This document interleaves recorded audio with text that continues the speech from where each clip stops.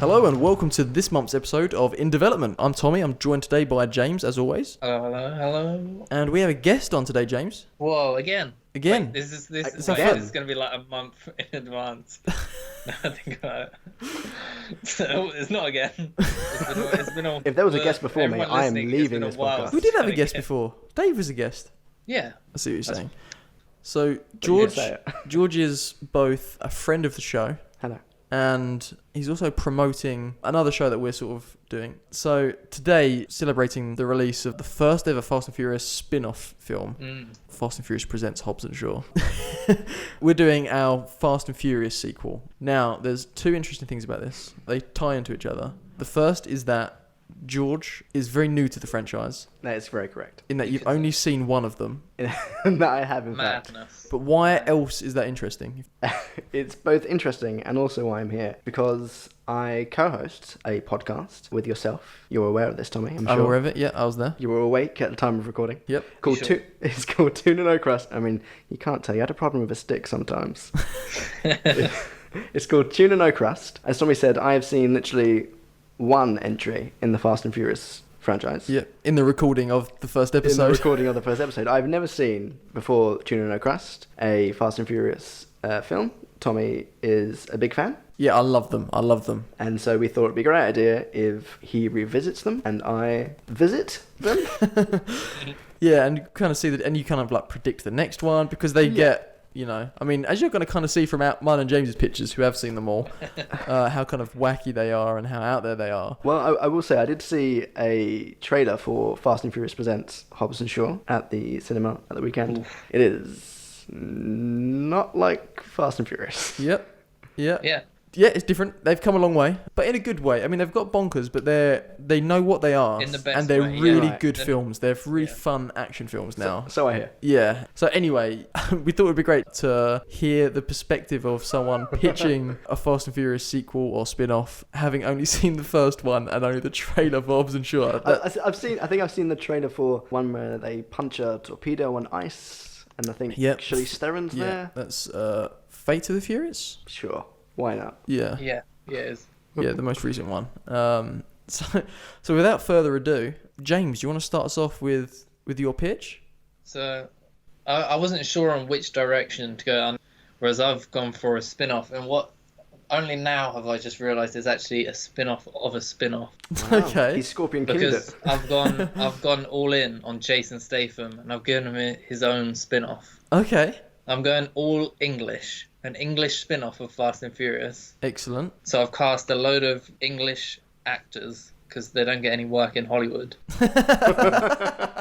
So as I'm going to have... you kind of got his family, which is like Luke Evans, Helen Mirren. And Mirren's in this? Yep. Stay tuned. And you kind of got to get their family. And there's also going to be a rival family as well, which is going to have John Boyega. Okay. It's going to have Tandy Newton in. Okay. And Naomi Harris. Okay. That's great. There's also going to be they're going to be opposed to each other to start with, and then they're going to have to come together as British people do to defeat the Germans. Okay. Which of course will be played by Daniel Bruhl, because I think he is the best person for doing a German accent. He's good at doing accents all round, I think. I mean, he is also German. He's also... I don't know if I looked him up, and he was actually born in Spain, which is a fun fact. Was he? Interesting. So there'll be lots of driving through countrysides. I don't want it to be in London, because we kind of have that in Fast and Furious, all these big cities. So I'm actually going to take it a bit more rural. We're going to go through 6 some London? farms. I think Fast and Furious 6. Yeah, 6 is London. We're going to go from Land's End to John O'Groats. We're going to go all across the country. And there'll be all the usual Fast and Furious hijinks along the way. I haven't really got too much of a plot, but when is there ever in Fast and Furious? It's a very interesting point. However, I have a plot for my Fast and Furious. Mr. Nobody once again needs to recruit Dom and his crew for their biggest and most dangerous mission yet. A Russian billionaire has developed technology to artificially create hydrogen by shocking the elements of water to separate the hydrogen from the oxygen and harness it in such a way that isn't dangerously combustible. He plans on selling the tech privately on the black market, and the crew are told that the largest arms dealer in the world, Clint Versant, played by Armie Hammer, is going to be buying it. They need to steal the tech in transit and stop Clint from getting his hands on it. So that's kind of like the overall plot. And I kind of wanted to pitch my like final third act grand set piece. So I've got in Germany, on the speed limitless Autobahn, the crew must intercept and steal the tech when they are ambushed and vastly outnumbered by Versant's private army. They do some cool vehicular stuff, jump in car to car, etc. and take a lot of guys out. But the big moment comes when Dom pulls the roof of his convertible down, takes off his seatbelt and crashes his car into a barrier to propel himself into the cargo hold in Mission Impossible 2, is it? Of a Chinook. Right, in a last-ditch attempt at taking the tech from Versant, they have a fist fight in the back of a helicopter, accidentally knock the pilot unconscious, and they go into freefall. As the helicopter goes sideways, the only parachute falls out. After a beat, both Dom and Versant look at one another and then dive out after it.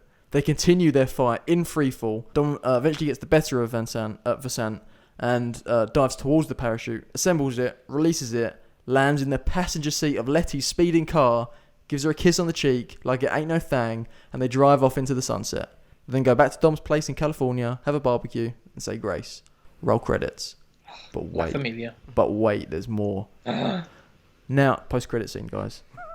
Now that Mr. Nobody has the tech, he reveals that he's actually a bad guy and is building towards monopolizing a new vehicular trillion-dollar industry, space shuttles. Yes. The end. So it's teasing the new trilogy, because they've said 9 is going to be the start of a new trilogy. So it's teasing that new trilogy, which will ultimately end in space. George. I don't know who Mr. Nobody is. You don't need to worry about it. Okay, lovely. So, obviously I've got a slight disadvantage, but I have a skill. A slight advantage. Perhaps, because it's so crazy, it just might work.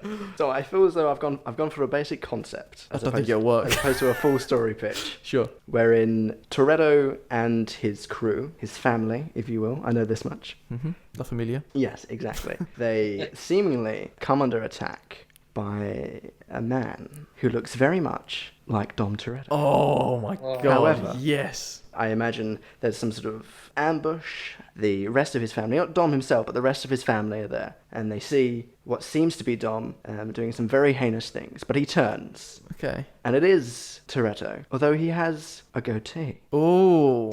He must be the evil version. He is, in fact, a clone of Toretto. Okay. I had toyed with a concept of alternate realities, though I thought maybe a little bit too much. So they are clones. Clones totally works. Clones works? It totally works. I mean, it's not happened, but like, I can see it. Yeah. And then there's bad Toretto would shave his goatee, and then you don't know who's who, and then they're jumping in and out of each other's cars, and... That's great. It's just a basic clone concept. I mean, I'm with you. That's all you need. We James and I often played this game, in case you missed it, where when we watch a trailer for a film, we often ask, the other afterwards, would this work crossed over with Fast and Furious? Interesting. We've yet to find a film that wouldn't. Every film works. We've never found one that wouldn't work. It's just that versatile with franchise. It just anything plugs straight into it. It's amazing. It's remarkable. So, are you bringing are there any actors in it that you want to bring in to the franchise other than? I would like, now that I've heard that Helen Mirren is in this film, I would like Malcolm McDowell as the mad scientist who create the clones. That's good fun. Because I feel as though he's like prestige enough, but does enough crap that he'd do a Fast and Furious film. Like Helen Mirren got to the point where she just wants to do fun. Well, you say that. It would be the best kind of crap. Yeah. I think. It will be heavenly trash. Fast and Furious. You have seen them. I think now that I know Helen Mirren's in them, because she teetered on the edge of, I just want to have fun. Yeah. And I feel as though Malcolm McDowell's been there for a few years, and I feel as though he could definitely play wild-eyed, crazy scientist, but still sort of be menacing enough. Interesting. That he could be an antagonist. Who's directing yours, James? Guy Ritchie. Fair enough. I mean, you're kind of there, aren't you, with your... I think it fits. Yeah. I think I'm sticking to it, like one of the franchise directors. I'll probably take Justin Lin. I thought you were going to say Lin-Manuel. Right. I mean, I'd watch a musical Fast and Furious, let me tell you. He'd do it. It would work. It'd work. Nothing wouldn't. What would your title be? Great question. Because I think mine would be Fast and Furious present Shaw, a Hobbs and Shaw spin-off. How many colons are in that? Just the one at the beginning. Right. It'll be a dash. Ah, nice. I'm going to call mine Fast and Furious 9. It's great.